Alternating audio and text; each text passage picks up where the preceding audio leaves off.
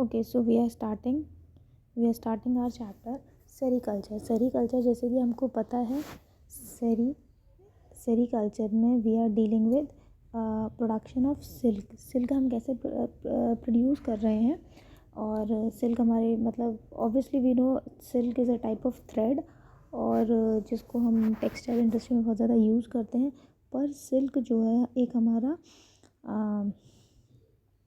Animal producing textile है या animal producing thread है, जो हमारे सिल्क वॉर्म से प्रोड्यूस होता है। तो इस चैप्टर के अंदर हम इसका इंट्रोडक्शन पढ़ेंगे, बायोलॉजी पढ़ेंगे, biology of silk worm, rearing of silk worm and pest and disease related to silk worm. मतलब हमको उनका पूरी तरह से हम यही पढ़ेंगे कि इनका प्रोटेक्शन, इनका पूरा लाइफ साइकिल, या इनकी अगर हमको फार्मिंग करनी है और अगर हमें सिल्क को प्रोड्यूस करना है कमर्शियल लेवल पर, तो हमको किन किन चीज़ों को ध्यान में रखना है। तो first of all we will start with the classification of the silk worm. तो इसका हम फाइलम देखेंगे तो ऑर्थोपोडा, क्योंकि ऑब्वियसली ये इंसेक्ट है तो इनका फाइलम जो है आर्थ्रोपोडा हो जाएगा, क्लास इनका इंसेक्टा हो जाएगा, ऑर्डर इनका लेपिडोप्टेरा हो जाएगा, और इनकी फैमिली जो है वो है बॉम्बीसाइडी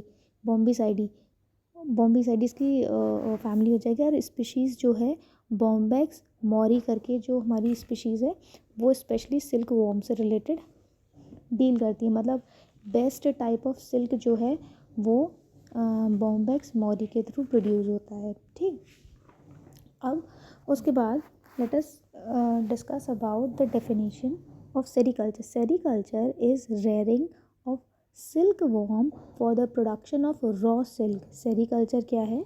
सेरीकल्चर एक तरीके से सिल्क वॉर्म को रेयर करना है। रेयर करना मतलब उनका पालन पोषण करना, उनको ग्रो करना, उनकी पूरी लाइफ साइकिल के टाइम पे उनको बहुत ऑप्टिमम कंडीशन में उनका लाइफ साइकिल कंप्लीट कराना, ताकि वो बेस्ट से best type of silk produce करें।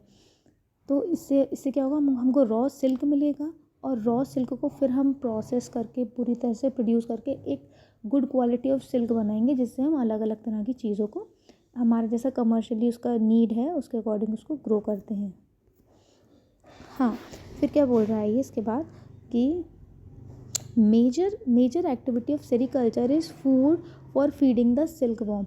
देखो जो हमारे ये जो बॉम्बैक्स मॉरी करके जो कमर्शियल स्पीशीज़ है सेरीकल्चर की, सिल्क वॉर्म है, इसकी फीडिंग हैबिट पर बहुत ध्यान देना पड़ेंगे। मेन बात क्या है कि अगर आप अच्छा फीड करेंगे तो उसका लाइफ साइकिल जो है बहुत अच्छा ग्रो करेगा, वो अच्छे एग प्रोड्यूस करेगा, और फिर जो नेक्स्ट हमारे जो उसका प्यूपा लार्वा बनेगा वो अच्छा क्वालिटी बनेगा। तो मतलब एक पूरी साइकिल है। अगर आप एक को ढंग से फीड करोगे तो आगे आगे आगे आगे सारी चीज़ें बेस्ट क्वालिटी की बनेंगी। फिर अच्छा, हमको इसमें किस चीज़ का ध्यान देना पड़ता है कि ये जो हमारे बॉम्बैक्स मॉरी हैं, ये specially they feed the mulberry leaves को ये खाते हैं। अब क्योंकि हमको सबसे पहले इनकी फीडिंग हैबिट पे ध्यान देना है, तो हम थोड़ा सा पढ़ेंगे मैलबेरीज़ के बारे में। मैलबेरी हम it is a kind of berry, पर ये बेरी को नहीं खाते हैं, इनको मैलबेरी की पत्तियाँ खानी होती हैं। तो मैलबेरी कल्टीवेशन के बारे में थोड़ा सा पढ़ेंगे। मैलबेरी जो हैं वो मोरस इनका साइंटिफिक नेम है, और स्पीशीज़ जो है मोरस है, और ये किस फैमिली से बिलोंग करता है? ये मोरेसी से बिलोंग करता है। अगर हमसे ये क्वेश्चन आता है कि मैलबेरी जो है उसकी फैमिली का नाम क्या है, उसका नाम मोरेसी है, और मैलबेरी का साइंटिफिक नाम जो है वो मोरस है। ठीक, तो जैसे मैंने बताया characteristics of the Moraceae family is present. अच्छा, अब आपको एक चीज़ और बताती हूँ, ये कि जो हमारी ये मोरेसी फैमिली है, मोरेसी फैमिली का एक आइडेंटिकल एक कैरेक्टरिस्टिक फीचर होता है कि it has the idioblast in it. Idioblast क्या है? An enlarge epidermis cell in the leaf. तो लीफ जो होती है, जैसे उसकी जो पत्ती होगी, मैं यहाँ पे आपको ड्रॉ करके बताती हूँ, फिर हम रफ कर देंगे। ये हमारी लीफ अगर होगी तो लीफ पे जो इसकी एपिडर्मिस लेयर है, लीफ की जो एपिडर्मिस लेयर है, तो दैट इज तो उसकी एपिडर्मिस लेयर के जो सेल्स होते हैं वो बड़े होते हैं। एपिडर्मिस लेयर के जो उसके सेल होंगे ये कंपैरेटिवली जो अंदर होंगे उसके कंपैरिजन में ये बड़े होंगे। तो ये इनकी स्पेशलिटी होती है कि इनकी एपिडर्मिस जो होती है, एपिडर्मल सेल जो होती है वो बड़े होते हैं।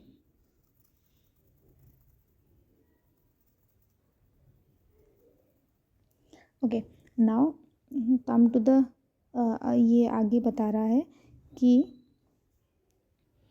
मैलबेरी के भी अगर आप स्पीशीज़ पे ध्यान दें तो मोरस अल्बा और मोरस इंडिया, मोरस अल्बा और मोरस इंडिया दो स्पीशीज़ हैं जो कॉमनली इंडिया में मिलती हैं and which is good for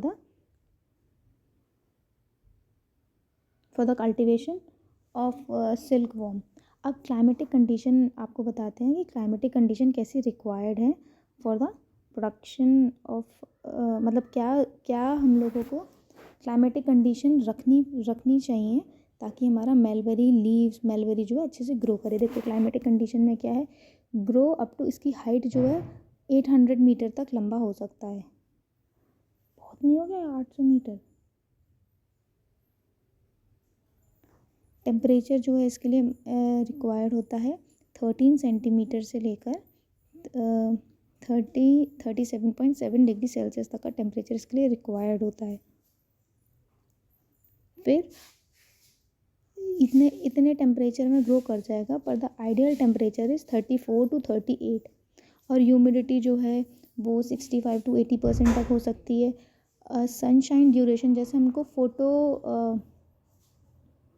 day period और क्रिटिकल डे पीरियड और क्रिटिकल नाइट पीरियड पढ़ते हैं ना, तो इसके लिए सनशाइन ड्यूरेशन जो है 5 से 12 घंटे तक का इनको रोशनी या सनलाइट मिलनी ही चाहिए, which is good for the growth of mulberry plant.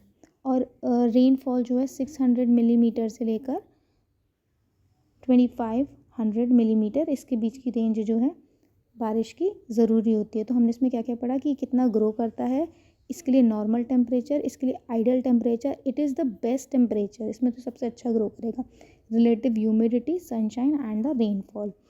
फिर मिट्टी कैसी चाहिए होती है, मिट्टी इसके लिए स्लाइटली एसिडिक सॉइल की रिक्वायरमेंट होती है।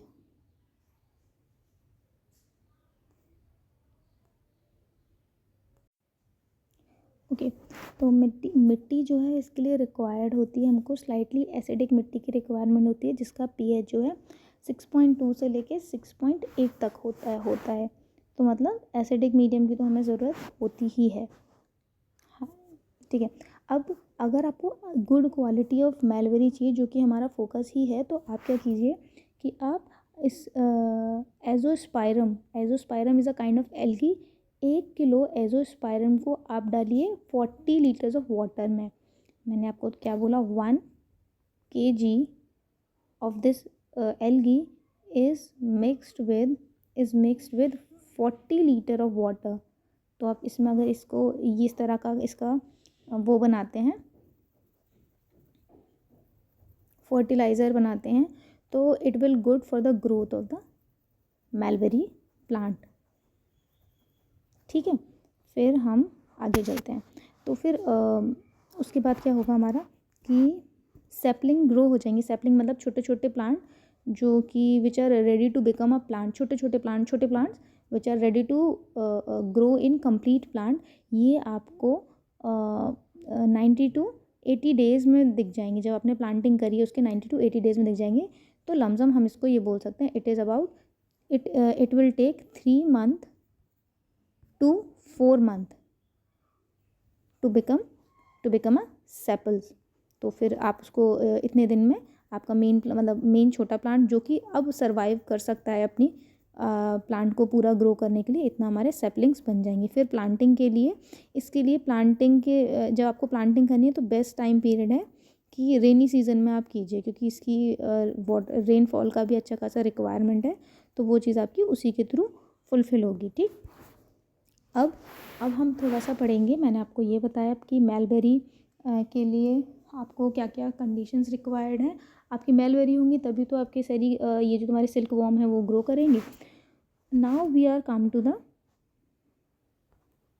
Rearing house. रेयरिंग हाउस का मतलब ये है that house where we keep our silk worm, and we can give them best condition or best optimum condition so that it can grow in their best way to produce the best kind of silk. ठीक, तो हमारा जो rearing house होता है उसको मकबाना बोलते हैं। क्या बोलते हैं? मकवाना। In a local language we can call it मकवाना। एक ये एक सेपरेट हाउस होता है, इज़ द आइडियल फॉर, आप ऐसा नहीं कीजिए कि जैसे आप कहीं रह रहे हैं वहीं पे ही आपने इसको ग्रो कर लिया, क्योंकि ना ये जो सिल्क वर्म होते हैं दे आर वेरी सेंसिटिव। इनको बहुत जल्दी वायरस, फंगस एंड बैक्टीरियाज जो हैं वो अफेक्ट करते हैं। तो try to make as much as you can make the clean place for them. तो आप इनके लिए एक क्लीन प्लेस बनाने की कोशिश कीजिए। एकदम आप सेपरेट रखिए। आप अपने घर का जो पार्ट है उसी में उसी का थोड़ा सा पोर्शन आप इसकी रेयरिंग हाउस बना देंगे तो it will not good for them. तो आप क्या कीजिए कि try to make a rearing house separately which we call it, जिसको हम बोलते हैं जिसको हम बोलेंगे मकबाना। ठीक है, तो it is a separate house, it is a ideal for the rearing of silk. अब इस जो रूम है, इस रूम का ऑप्टिमम टेम्परेचर सिल्क वॉर्म को ग्रो करने के लिए optimum temperature which is required is 27 to 28। आपको मैंने ये बताया था कि मलबेरी को भी ग्रो करने के लिए आइडियल टेम्परेचर वो है। सिल्क वॉर्म को इसके कम में रखेंगे तब भी उनकी ग्रोथ नहीं हो पाएगी, और इसको अगर आप इससे ज़्यादा हाई टेम्परेचर में रखेंगे तो भी उनके जो एग्स हैं या जो लार्वा बनता है, प्यूपा बनता है, वो कोलैप कर जाएगा, वो ग्रो नहीं करेगा। तो it is like ideal temperature for the growth of silk warm.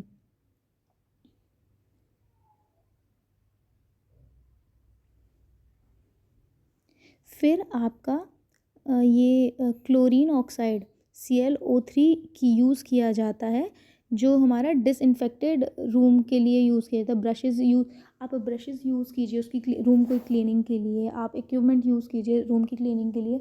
आपको कोशिश बस ये करनी है कि इन्फेक्शन, जितना भी आप कोशिश करें कि इन्फेक्शन ना हो, तो आपकी रूम की क्लीनिंग के लिए आप इसको यूज़ कर सकते हैं, क्लोरीन ऑक्साइड को यूज़ करते हैं। और जितने इक्विपमेंट आप यूज़ करें कि डस्ट फ्री हो, जर्म फ्री हो, ऐसा करने की कोशिश कीजिए। अब डिसइंफेक्टेड बनाने के लिए कुछ और ऑप्शंस भी दिए हैं। आप 2% फॉर्मेलिन की यूज़ कर सकते हैं। 2% फॉर्मेलिन में 0.3% स्लेक लाइम लें। स्लेक लाइम इज़ योर चूना, तो स्लेक लाइम में फॉर्मेलिन को 2% फॉर्मेलिन मिलाकर आप उसको उससे रूम की क्लीनिंग कीजिए, पोछा लगा दीजिए। और जो भी आप रैक वगैरह यूज़ करेंगे उनकी असेंबली के लिए उन चीज़ों को क्लीन कीजिए। जो भी आप इक्विपमेंट यूज़ कर रहे हैं उनको एक बार इनसे क्लीन करके, मतलब रूम क्लीन करने के, ये डिसइंफेक्टेड करने के कुछ कुछ तरीके हैं। या तो फिर आप यही जो क्लोरीन ऑक्साइड था 0.25 क्लोरीन ऑक्साइड में 0.5 स्लेक लाइम डाल दीजिए। ये भी एक आपका एक सोल्यूशन बन जाएगा which is good for the disinfection of the room. फिर डीप रेयरिंग इक्विपमेंट, ठीक है। और ये बोल रहा है बाकी जो आप इक्विपमेंट यूज़ करेंगे उसको आप 2% ब्लीचिंग पाउडर सोल्यूशन से, ब्लीचिंग पाउडर का आप 2% का सोल्यूशन बना लीजिए, उससे आप सारे इक्विपमेंट को वॉश आउट कर लीजिए, तभी उन इक्विपमेंट को यूज़ कीजिए। क्योंकि आपने एक बार यूज़ करा हो फिर विदाउट क्लीनिंग आपने दोबारा उसको यूज़ किया तो ये भी आपको इन्फेक्शन देगा। बैक्टीरिया और फंजाई अगेन ग्रो कर जाएंगे तो सारा कंटामिनेशन स्टार्ट हो जाएगा, और हमको कंटामिनेशन होने से बचाना है। अब हम इसके बाद आते हैं, हमने रूम प्रिपेयर कर लिया, हमने मलबेरी लीव्स को बनाने का बेस्ट रिक्वायरमेंट देख लिया। Now we come to the incubation of the egg and hatching. तो इंक्यूबेट का मतलब होता है उनको प्रोटेक्टिव रखना। अभी मदर अर्थवॉर्म ने एग लेआउट कर दिए।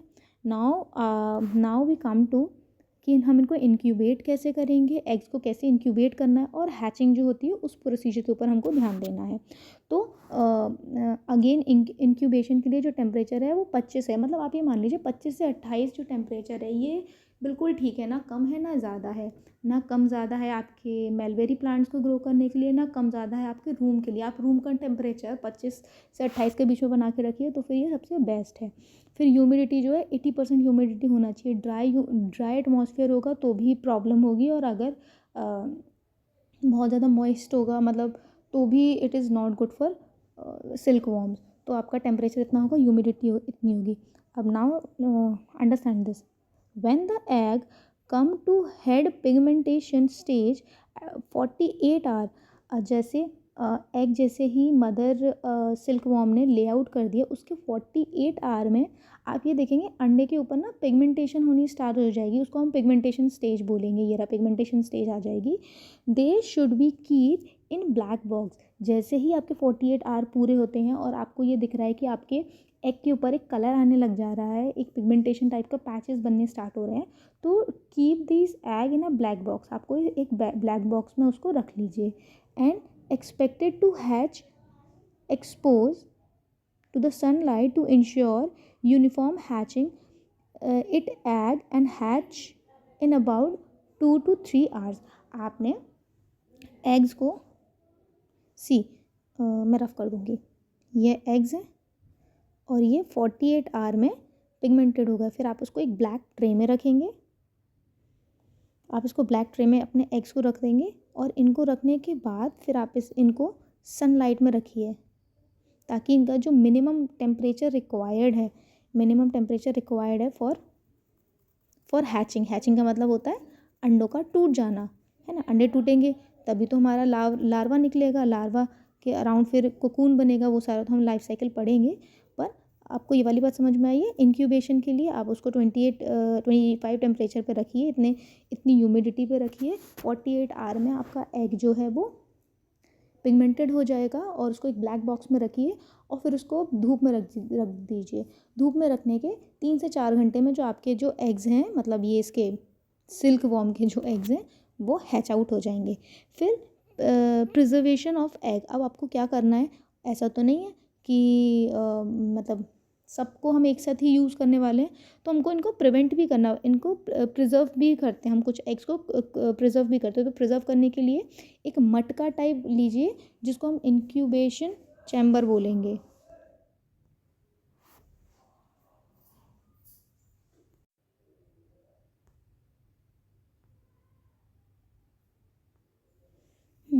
तो आप ना प्रिजर्वेशन के लिए एग को मटके में रख सकते हैं। और ऑब्वियसली वो जो आपका मटका है वो क्लीन होना चाहिए, तो वो हमारा इंक्यूबेशन चैम्बर की तरह काम करता है। अब हम जो आपके एग्स जो है हैच आउट हो गए, तो ऑब्वियसली उसमें से लार्वा निकल आएगा। Now hatched egg has larva must be brush on the paraffin paper on a tray. आप एक ट्रे लीजिए। ट्रे का यहाँ पे साइज़ दे रखा है। ट्रे आपकी इस साइज़ की, ideally your tray should be 120 centimetre to 90 centimetre to 105 centimetre. ये आपका साइज़ ऑफ ट्रे है। आप ट्रे लीजिए और ट्रे पे पैराफिन पेपर को बिछा लीजिए और उस पर आपके जो लार्वाज हैं एग हैच होने के बाद उसको उस पर डाल दीजिए। फिर उसके बाद क्या कीजिए, आप 0.5 से लेके 1 सेंटीमीटर तक मलबेरी लीव्स को चॉपिंग करेंगे और उसको आप ये जो हैच्ड एग हैं उसको इन दोनों को इसके ऊपर डाल देंगे। देखिए, मैं आपको ये जो हमने लाइन डायग्राम बनाया इसके थ्रू और समझाती हूँ। ये आपके हैच्ड एग हो गए, मतलब लार्वा हो गए। इनको आप उस ट्रे में डालेंगे और ट्रे में डालने के बाद आप उसमें मलबेरी लीव्स डाल देंगे। फिर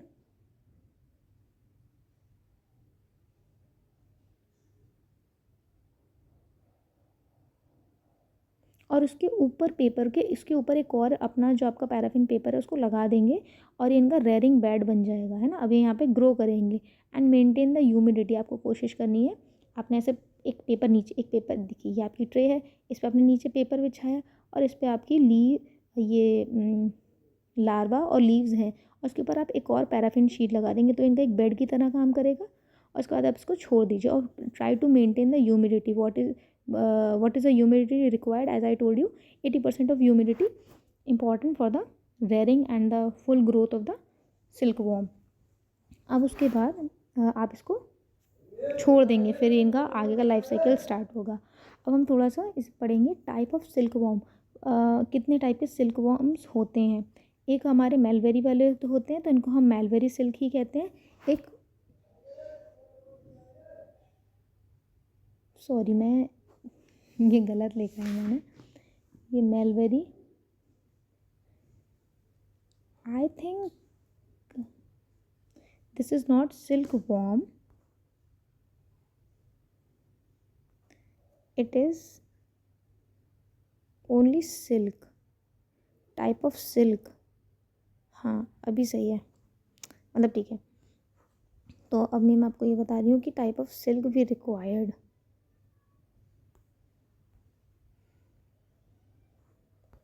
हाँ, तो एक होता है मलबरी से बनने वाला मलबरी सिल्क, एक होता है ओक तसार। ओक तसार जो है उससे तसार सिल्क प्रोड्यूस होगा। फिर एक हमारा ट्रॉपिकल तसार तसार करके एक सिल्क प्रोड्यूस होगा।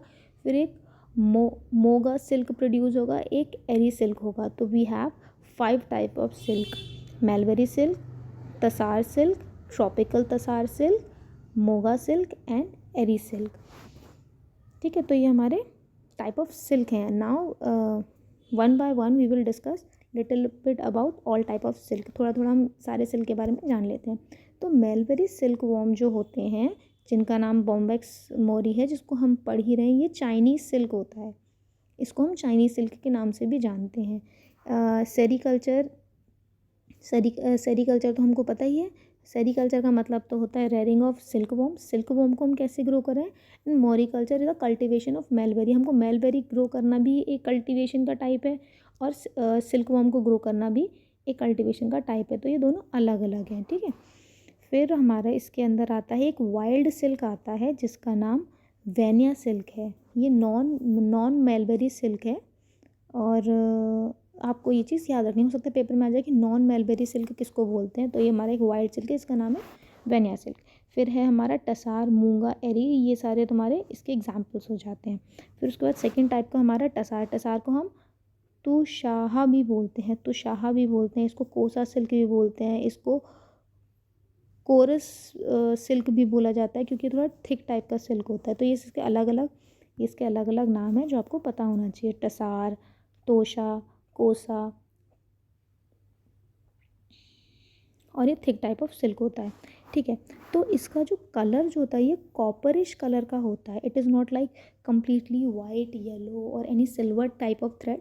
It is look like little bit copperish colour, मतलब आपको हल्का सा ब्राउनिश रेडिश कलर का दिखेगा। ये जो तसार सिल्क है, तसार सिल्क जो है वो हमें तसार सिल्क वॉर्म से मिलता है, जिसका बायोलॉजिकल नेम जो है एंथरेशिया माइलिटा।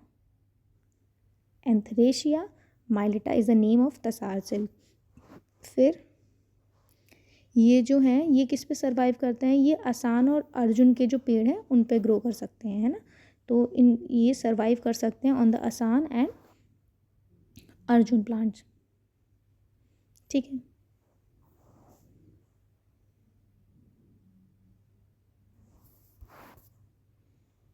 फिर एक मिनट, कहाँ जाना है मुझे? ये, अरे यार। फिर उसके बाद हम आते हैं ओक तसार। ओक तसार हमारा सबसे फाइनेस्ट वेराइटी ऑफ सिल्क जो हमें ओक तसार से मिलता है, जिसका हमारा ज़ूलॉजिकल नेम जो है एंथरेशिया पायो प्रोयेली प्रोयेली एंथरेशिया प्रोयेली पैरनी, ठीक है ना, इसका नाम याद कर लेना है हमको। फिर it is survive on the oak tree. Obviously इनका नाम ओक तसार क्यों है? क्योंकि ओक ट्री पे ग्रो करेंगे। अच्छा, एक और आपको फैक्चुअल बात बताती हूँ कि हमारा एक ये जो फैगर सिल्क होता है, fagara silk also a type of silk which is grown by Attacus Atlas नाम का एक हमारा सिल्क वॉर्म होता है, जो हमारा फगार सिल्क को ग्रो करता है। And it is like largest living insect. ये सबसे लार्ज, एटलस से तो थोड़ा आप रिलेट कर सकते हैं क्योंकि इसका नाम एटलस है, तो इसलिए ये लार्जेस्ट इंसेक्ट है और ये फगार सिल्क को ग्रो करता है। Now come to the eri silk. मैंने अभी आपको बताया एरी सिल्क को एंडी सिल्क, एरेंडी सिल्क और अहिंसा सिल्क, जैसे हिंदी में जो वर्ड है अहिंसा सिल्क भी बोल सकते हैं। ये मल्टी वॉलेटिन सिल्क भी बोलते हैं इसको। मल्टी वॉलेटिन क्यों बोलते हैं?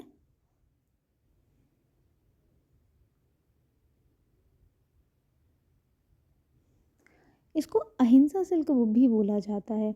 ये कैस्टर लीफ पे को फीड करते हैं, और इनका जो वो है, क्या है, ज़ूलॉजिकल नेम है, वो है फिलोसेमिया रेसिनी, फिलोसेमिया रेसिनी, इसको लिख लिख लिख के हम बार बार याद करेंगे, हमको सबके ज़ूलॉजिकल नेम आने ही चाहिए, ये क्वेश्चन आ सकता है। फिर मूंगा टाइप का जो हमारा मूंगा टाइप का जो सिल्क है उसको हम पढ़ते हैं। मूंगा सिल्क जो है हमें स्पेशली असम में मिलता है, इसको हम गोल्डन येलो कलर, ये गोल्डन येलो कलर का होता है और ये कलर सिल्क होता है। सेमी डोमेस्टिकेटेड होता है, मतलब इसको आप लोग अपनी डेली लाइफ में अपने अपने दिनचर्या में आसपास भी रखते हैं, उसको ग्रो करते हैं। और ये मल्टी वॉलेटिन सिल्क वॉर्म है ना। मल्टी वॉलेटिन मतलब ये भी ahimsa, I don't know why these are called as non violent silk. खैर, इसका नाम जो है एंथरेशिया एसमीज है, तो क्योंकि ये असम से मिलता है इसलिए इसका नाम एंथरेशिया एसमीज है। And these are feed on som and soalu plant, सोम और सेलू प्लांट पे ये ग्रो करते हैं। फिर